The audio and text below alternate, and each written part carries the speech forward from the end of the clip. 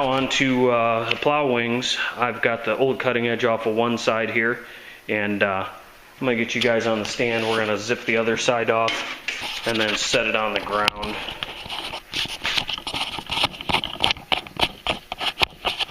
And get the cutting edges on it and clamped on so I can cut them. So let's see if I can get something going on here. See how much shorter they are? I mean, the other cutting edge was just touching the bottom of the mold board. So I'm going to drag my chair over to the other side because I'm not about to kneel on this nasty wood. It's been dripping off for the last 2 hours. I think I got here about 1:30 and it's about 4 o'clock now, so 2.5 hours. So all in all, not too bad for making some modifications. Had I put a normal cutting edge on, I'd probably already be done, but normal rounded curb guard cutting edge with the molded in steel in the center here, which this is zoomed in, you probably didn't even see me. That cutting edge is just about $400 with the bolt kit and everything, and this one was $71 a side.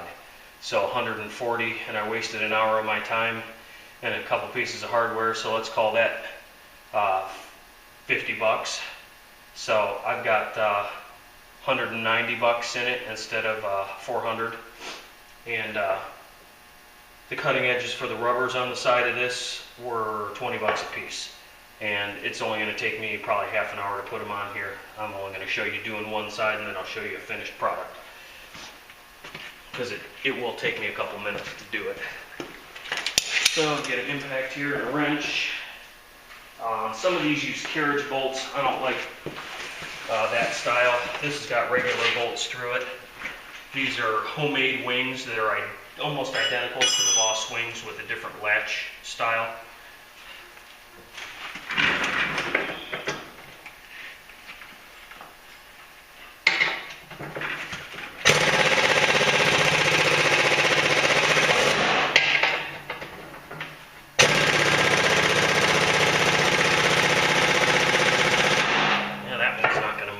Side didn't fight me, and these have been apart once because I just bought them last year and I had to trim the edges to fit my cutting edge.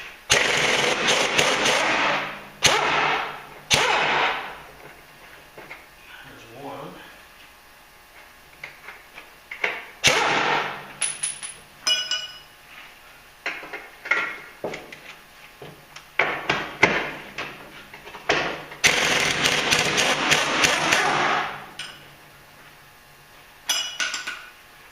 Two.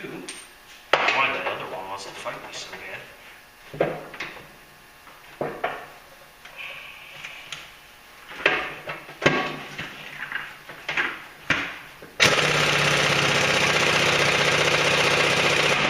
Now we'll put a breaker bar on it and break it loose.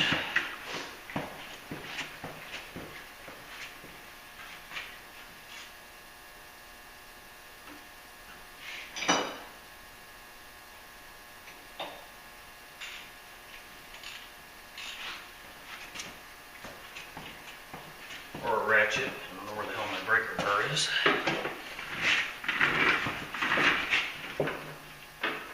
Or maybe not.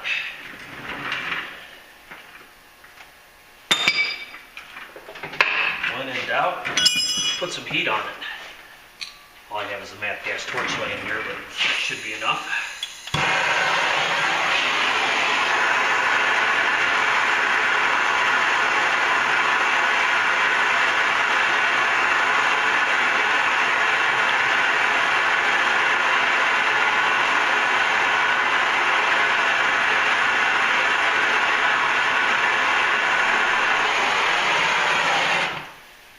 Too carried away.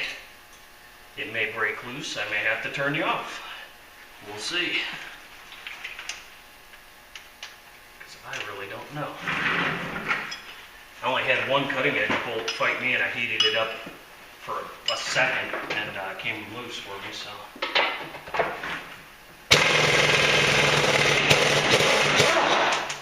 that's all it took. Just a little bit, not much. Not much at all. Whew, stinks. Smells like burning rubber. Go figure. So make sure your air hoses are out of the way when you go to drop your plow. Ask me how I know.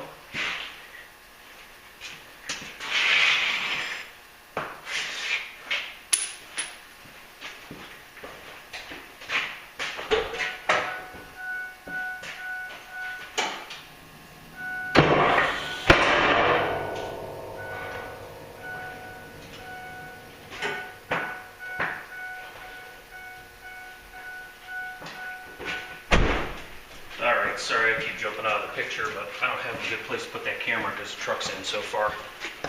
Alright, now what we're going to do, we're going to focus on this wing, and I'll get a rubber clamped up there. We'll put some bolts, drill some holes through the new rubber.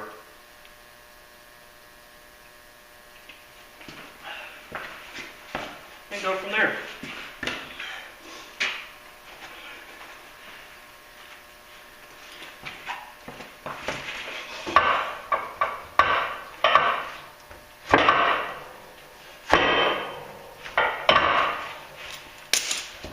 Might fight me a little bit. Now some people will overlap them. I don't really like that kind. This looks like this will work just fine. I think we got enough. Oh yeah, we got enough meat in there. So I will put a clamp on it here. Make sure they're touching the floor real good.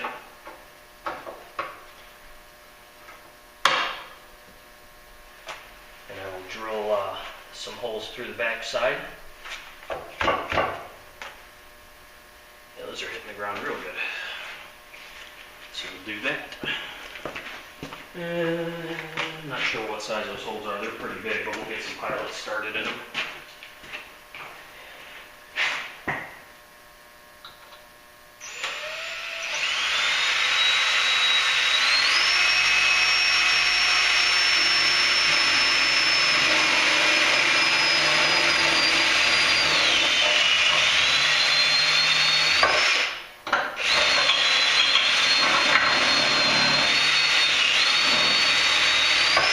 I think those are 1/2-inch bolts to be exact.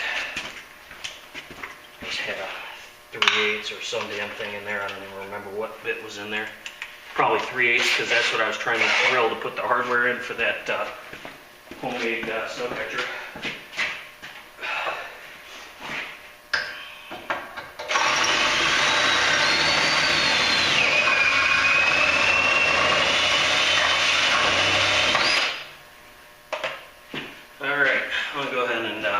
Start one bolt back through the center of that there, and it's going to suck, but I will use the impact to do it.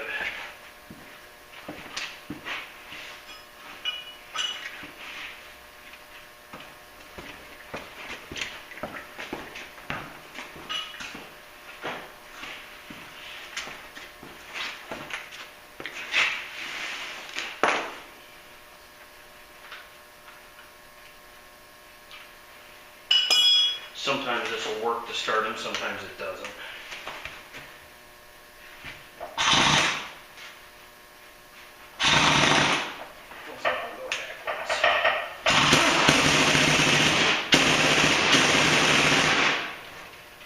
Looks like it went most of the way in.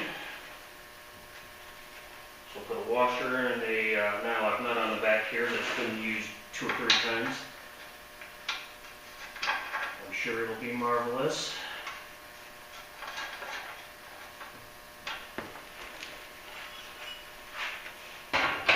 And I tighten these down enough that it just squinches the rubber.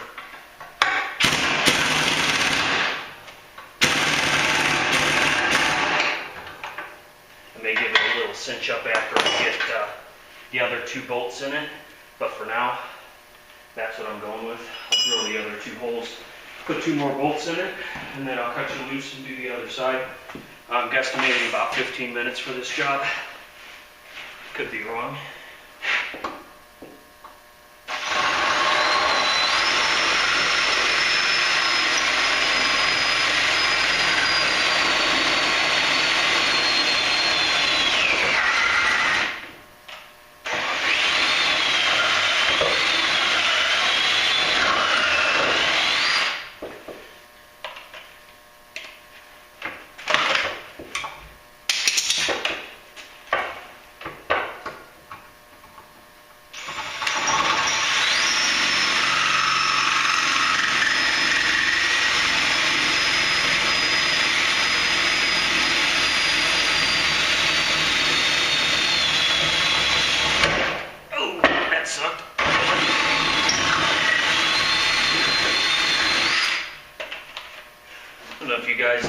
ever drilled these before, but it smells a whole lot like shoeing a horse.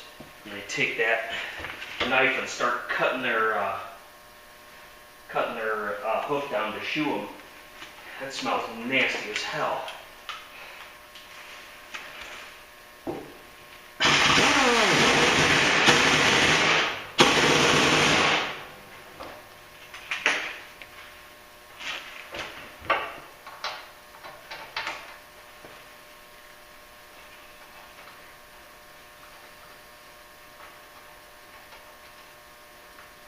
Does a lot better without gloves on. I'm trying to keep my hands out of this salty water. It's all over everything. It's just disgusting. Okay, there's one. Put this other one in. The carriage bolts are a pain in the ass if you use them, because what ends up happening is you can't hold the front side and it'll start spinning. You can't run them in like this either.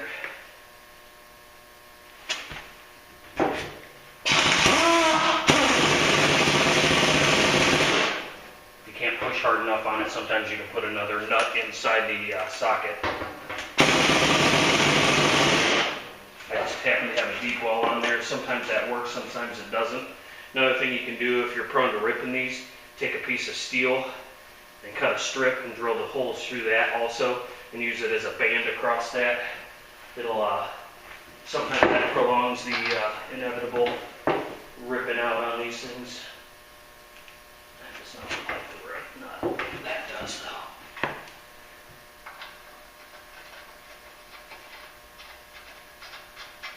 Okay. Tighten them all up and call this side done. I'll get the other side done and give you a look-see at it, and we'll keep plugging along here. We're almost done.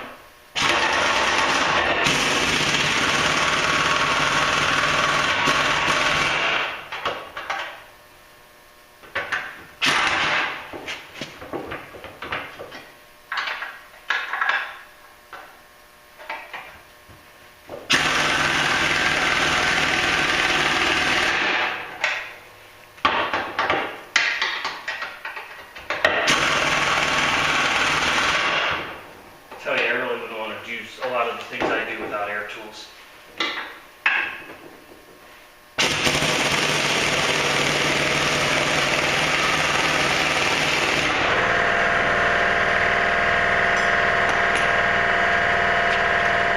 All right, guys, there you go.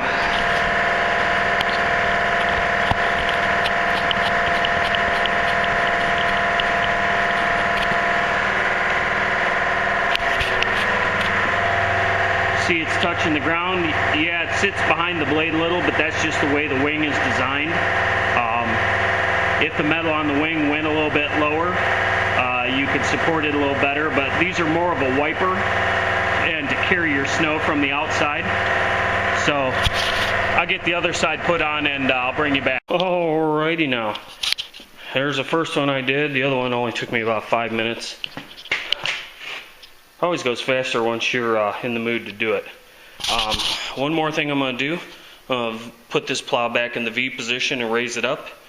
And this hinge right here in the center has holes in it where you can insert a grease needle. I'm going to stick a blowgun in them first, and then I'm going to stick the grease needle in it, and we're going to try and grease them up. So I'm going to get it V'd, and I'll get it set up, and I'm going to show you how to grease this. This is very important, because once these start to bind up, you're generating way more pressure than these hoses need. And you can look at my plow. These hoses, I've got them covered with 3/4 heater hose, hydraulic hoses inside, zip tied together so they can't get pinched anywhere. They especially like to rub on there, so I've got that heater hose around it. I've got another one around the main line up there. The only one I don't have is that one because nothing hits it. I've blown 2 hoses on this in 5 years, which is more than I've blown in 20 years of snow plowing. I've only ever blown 1 other hose in my life. Now watch, I make a smart ass remark like that and I blow one tonight, but I keep them in the truck, so it's a shitty situation. The other thing you want to do when the plow is in the V position, Make sure that these springs here are just tight enough you can slip a business card between like the third coil. After that, that's tight enough. If you over tighten these, you'll be breaking them left and right. And you just don't need them that tight, because all that is a return spring for that wing. You just don't want it sloppy, because if it's sloppy, then it'll fall down and the hook will go in weird and it'll bend these things up. It's just a mess. So I'll bring you back in a minute.